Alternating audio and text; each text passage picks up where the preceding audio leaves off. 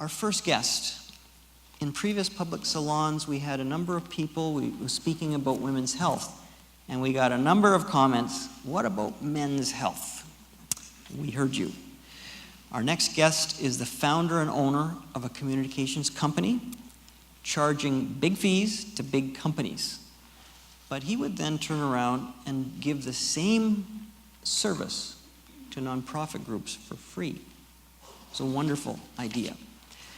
He's also the owner, I gotta say, of the Rheingold, which is this beautiful wooden boat. It's over 100 years old, and he lovingly maintains it, and he wins all the prizes. So if you ever go to the wooden boat festivals, that's his. Recently, he has turned his skills to the formidable task of convincing men that they might not live forever. I know, that's difficult. I relate to this because when I was 19 years old, I broke my neck in a skiing accident. That was a little bit of a rude shock. Became a quadriplegic. May I offer my personal endorsement to what you are about to hear. Please welcome Wayne Hartrick. Thank you, Sam. I'm thrilled to start speaking, the first to start speaking with you here tonight. The first thing I'd like to do is just kind of set the common understanding. Something I didn't know a year ago. There is a problem with the health of Canadian men. Canadian men live unnecessarily short lives and have 10 unhealthy years, and most of it's preventable. Why? Because guys act like guys, and it just seems like it gets in the way of our own health. Most of this was news to me when I started with this initiative a year ago. So what I'd like to do is take you kind of on the inside of my life and my perspective on men's health as a specialist in public relations and communications. Now, for all the women that are here, don't tune out, because I believe you can have an influence on men. At least that's a theory. For any of you younger guys here, stay tuned. You'll learn something. I must say, I've learned a lot. I have learned that a man is more than a prostate and a penis. So I'm done. Thank you. But actually, actually, I do know a little bit more than that. But what we've done is we've taken the liberty of, with apologies to George Strambolopoulos, we've taken all the men's health statistics that are really interesting, and we've created Men's Health in a Minute, or maybe just slightly less. Men and women attempt suicide in about equal numbers, but men are much more successful. Men are 85% more likely to die of arterial disease than women. Men are 40% more likely to die from diabetes. Almost all workplace deaths are males. Women outlive men by an average of 4.5 years. Men live 10 unhealthy years. And 1 in 3 can't see it.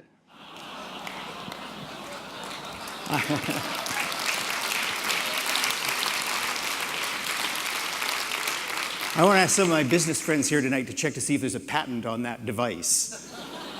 So most of those statistics are needlessly high, and we wanted to know more about men's attitudes and possible motivators towards health. So we did research interviews with men across Canada. And I can tell you one thing, guys, we're really complicated. Most men didn't care that they might live a few years less than women. As a matter of fact, some of them said that their partners would probably look forward to it. But when we told guys they might live 10 unhealthy years, they paid attention. They didn't say they'd do anything about it, but they did pay attention, which puzzles me why they wouldn't do anything about it. Because in all the information that I've seen come over my desk this last few years, it seems like it comes back, the solution comes back to basics that most men already know. The basics like eating a little better. Sorry, one sec. Eating better, being active, getting sleep, and seeing the doctor. Why is it that most men won't act on those things? Why is it that men wait until their health is in an absolute crisis before they go off and see the doctor? Right? Why is it that so many healthy actions just aren't seen as masculine? Right? We go to the gym and we pump iron. Yeah, that's okay. Ordering a salad when our friends are ordering burgers? No. Doing yoga? Probably not. Psychologists have a term that I just learned this past year, the hegemonic male. It sort of bundles up some of those characteristics or ideals of being a guy. And so you can see that asking for help, say if you're really depressed, just doesn't fit into that picture, which is a big factor in the real big tragedy of so many young men committing suicide. Now, I kind of like the term just because it sounds Neanderthal, very guy-like, right? But I do want to say one thing publicly here. I don't have any problem asking for directions, so I do not fit into this. Then there's testosterone, another interesting lesson for me. A steroid that's 7 times greater in men than women. Our resident scientist points to research that says that testosterone is one of the big drivers of hegemonic behavior. So, what are some of the effects of testosterone?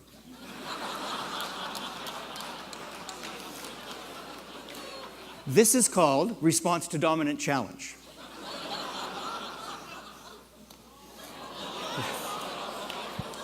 This is called sensation seeking.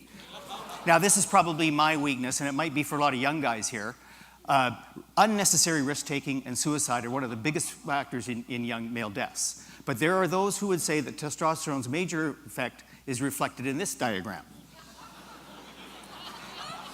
The 19th century Korean royalty had a very interesting solution.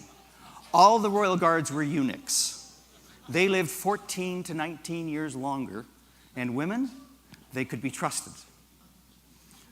So, how do we take a bunch of hegemonic, testosterone-fueled men and motivate them when they see these actions of being healthy as a sign of weakness? I mean, it's the biggest marketing challenge I've ever encountered. We have to get men to take control of their health the way they want to control everything else. We have to find the motivators that are going to make men want to pay attention to their health. Is it fear? Is it guilt? Is it incentive? We and others are researching into this, but it's a fairly new field and it's going to take time. So I'm glad to say that there is a bit of a men's health movement starting. Right now, of course, most notably, we've got Movember going on. Growing mustaches, or at least trying to raise money and awareness for prostate cancer and men's mental health.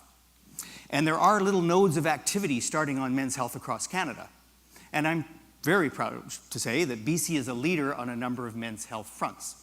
In fact, it was Vancouver Dr. Larry Goldenberg, who's here tonight, who was the founder of this men's health initiative. But it's going to take a long time to fill in all those dots. So in the meantime, we've got to hope that you and others will help men find their motivators. And to help you along, if you are motivated, we've got a couple things going on. In the lobby right now, there is our Know Your Numbers booth, where we will check your body mass index and give you a card that prompts you for 3 other critical tests, or you could go into our website and look it up. In your programs were 2 brochures, 10 Steps to 10 Healthy Years, and the Men's Maintenance Guide. Now, that maintenance guide tells you what tests to get based on your age. So, for example, if you're the younger guys here, testicular cancer is pretty much a young guy's thing. All you have to do is feel for lumps. How much fun can that be? You could ask for help. All men in their 40s should have had their blood pressure taken. Most men in their 40s have never had anything tested. If you're in your 50s and you haven't had the prostate exam, do it. And just so you know that you're not the only one who's uncomfortable. Okay, heart sounds good. All right, Mr. Griffin, I'm just going to need you to drop your pants and we'll check your prostate.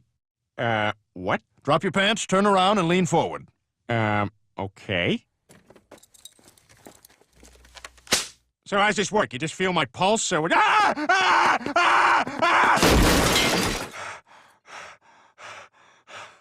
What the hell was that? Mr. Griffin, that's a prostate exam. So how does his health story end?